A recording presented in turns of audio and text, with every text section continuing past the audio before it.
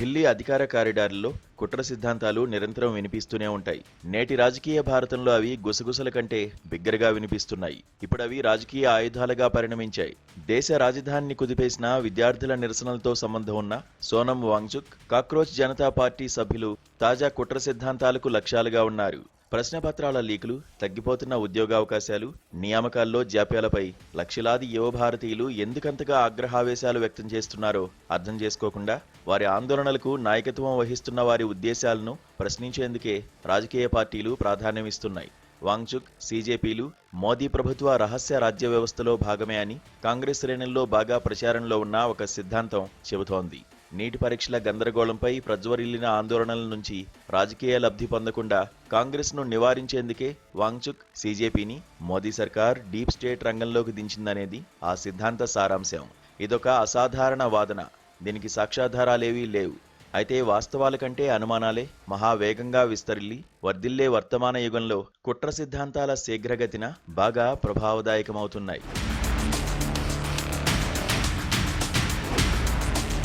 లద్దాఖ్కు మరింత స్వతంత్ర ప్రతిపత్తినివ్వాలని డిమాండ్ చేస్తూ ఆ హిమాలయ ప్రాంతవాసులు ఏడాది క్రితం నిర్వహించిన ఆందోళనలో హింసాత్మక ఘటనలు సంభవించాయి. వాటికి సోనం వాంగ్చుక్ బాధ్యుడు అనే ఆరోపణతో ఆయన్ను జాతీయ భద్రతా చట్టం కింద అరెస్ట్ చేశారు. 6 నెలల పాటు జైలు నిర్బంధంలో ఉన్న తర్వాత విడుదల చేశారు. అరెస్ట్ చేయడానికి కారణాలేమిటో ప్రభుత్వం చెప్పనేలేదు. వాంగ్చుక్ జైల్లో ఉన్న సమయంలో బీజేపీ సామాజిక మాధ్యమాల్లో ఆయన్ను విదేశీ నిధులు పొందుతున్న జాతి వ్యతిరేకిగా చిత్రించారు. చైనా ఏజెంట్ అని కూడా ఆరోపించారు. తమ రాజకీయ కథనాలను సమర్థించుకోవడానికై వాంగ్చుక్ ఉపన్యాసాల నుంచి ఎంపిక చేసిన మాటలను ఉల్లేఖించారు. ఇప్పుడు అదే వ్యక్తిని ఇంటెలిజెన్స్ బ్యూరో చేతుల్లో కీలుబొమ్మ అని కాంగ్రెస్ శ్రేణులు నిందిస్తున్నాయి. మోదీ ప్రభుత్వానికి వ్యతిరేకంగా కాంగ్రెస్ చేస్తున్న పోరాటం రాహుల్ గాంధీ నుంచి ప్రజల దృష్టిని మళ్లించేందుకు వాంగ్చుక్ను ఉపయోగించుకుంటున్నారని ప్రధాన ప్రతిపక్షం ఆరోపిస్తోంది. చైనా ఏజెంట్గా ఆరోపణలకు గురైన వ్యక్తి భారత ప్రభుత్వ ఏజెంటులా ఎలా పరిణమించాడు? తమ నీడను చూసి జడుసుకునే రాజకీయవాదుల భయానుమానాల్లోని అసంబద్ధతను వాంగ్చుక్పై ఈ నిందలు బహిర్గతం చేస్తున్నాయి. వాంగ్చుక్ నాకు 2 దశాబ్దాలుగా తెలుసు. విద్యారంగం, పర్యావరణ పరిరక్షణలో ప్రశస్త కృషికి గాను 2008లో CNN, IBN వార్తా సంస్థ వాంగ్చుక్ను రియల్ హీరోగా గౌరవించి సత్కరించిన సందర్భంలో నేను ఆయన్ను మొదటిసారి కలుసుకున్నాను.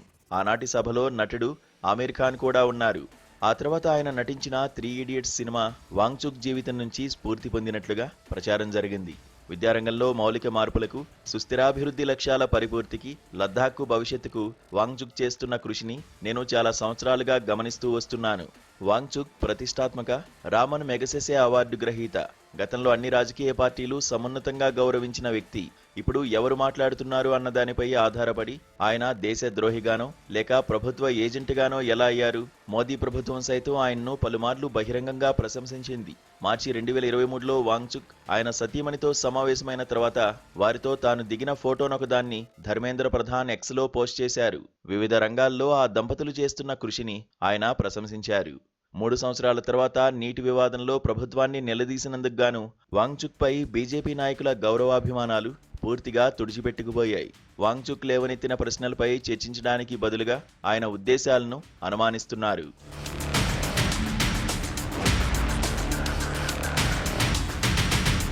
మరొక ఉదంతాన్ని కూడా ప్రస్తావించవలసి ఉన్నది. Leh autonomous development council Wangchuk ఆధ్వర్యంలోని హిమాలయన్ ఇన్స్టిట్యూట్ ఆఫ్ ఆల్టర్నేటివ్స్ కు 1000 కనాల్స్ భూమిని కౌలుకిచ్చింది. ఆ తర్వాత ఆ కౌలును రద్దు చేసింది. లద్దాఖ్ స్వతంత్ర ప్రతిపత్తి ఉద్యమంలో వాంగ్చుక్ కీలక పాత్ర వహిస్తున్న కారణంగానే ఈ రద్దు జరిగిందన్నది స్పష్టం. భిన్నాభిప్రాయ వ్యక్తీకరణను ప్రజాస్వామిక స్వేచ్ఛగా కాకుండా ఒక విరోధ చర్యగా పరిగణించడం వల్లే ఇలా జరిగింది. ప్రభుత్వ నిర్ణయాలతో విభేదించిన వారు బెదిరింపులు, వ్యక్తిత్వ హననాలకు గురవుతున్నారు. మోదీ ప్రభుత్వం మొదటి నుంచి ఇలానే వ్యవహరిస్తోంది. పాత్రికేయులు, విద్యావేత్తలు, పౌర సమాజ కార్యకర్తలు అందరూ ఈ ప్రభుత్వ ఆగ్రహానికి గురవుతూనే ఉన్నారు. కాక్రోచ్ జనతా పార్టీని మోదీ సర్కార్ తొలుత నెలల పాటు పూర్తిగా ఉపేక్షించింది. సీజేపీ కార్యకర్తల నిరసన ఉధృతమైన తర్వాతనే దాని ఉనికిని అంగీకరించడం సర్కారుకు అనివార్యమైంది. కాంగ్రెస్ పార్టీ విషయానికొస్తే సీజేపీ అనేది ఆమ్ ఆద్మీ పార్టీకి ఒక పరోక్ష ప్రతినిధి మాత్రమే. కారణం దాని స్థాపకుడు అభిజిత్ దీప్కే గతంలో ఆప్ సోషల్ మీడియాలో పనిచేయడమే. 2011లో అన్నా హజారే ఉద్యమం నుంచే ఆమ్ ఆద్మీ పార్టీ ప్రభావించి యూపీఏ ప్రభుత్వ పతనాన్ని వేగవంతం చేసిన చరిత్ర కాంగ్రెస్ను ఇప్పటికీ బాధిస్తూనే ఉన్నది. అయితే చరిత్ర ఒక బందీఖానా కాకూడదన్న వివేకాన్ని చూపకపోతే ఎలా?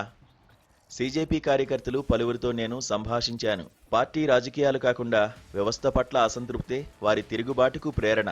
ఈ జనతావాదులు అనుభవశూన్యులు, అయితే ఆదర్శవాదులు, అప్పుడప్పుడు అవ్యవస్థితులు, అయితే కపటరహిత రాజకీయులు. తాము ఎందుకు ఈ ఆందోళనకు పూనుకున్నామని వారు నిర్మోహమాటంగా చెబుతున్న దాన్ని వినడం కంటే ఏదో ఒక రాజకీయ పార్టీ ఏజెంట్లు అని కొట్టివేయడం చాలా తేలిక. అసలు ఈ నిర్లక్ష్య వైఖరే ఒక పెద్ద విషాదం. 12 సంవత్సరాలుగా అధికారంలో ఉన్న మోదీ ప్రభుత్వం భిన్నాభిప్రాయాల వ్యక్తీకరణను సహించలేకపోతోంది. అసమ్మతిని పరిగణలోకి తీసుకోవాల్సిన అవసరం లేదని, లేదా దాన్ని అణిచివేయవచ్చని విశ్వసిస్తోంది. విమర్శకులను విరోధులుగా, నిరసనకారులను కుట్రదారులుగా చూస్తోంది. ప్రజాస్వామ్యబద్ధంగా ఎన్నికైన ప్రధానమంత్రిని బలహీనపరిచేందుకు విదేశీ శక్తులతో కుమ్మక్కైన వారు చేస్తోన్న మరో ప్రయత్నమే సీజేపీ అని ప్రభుత్వం భావిస్తోంది.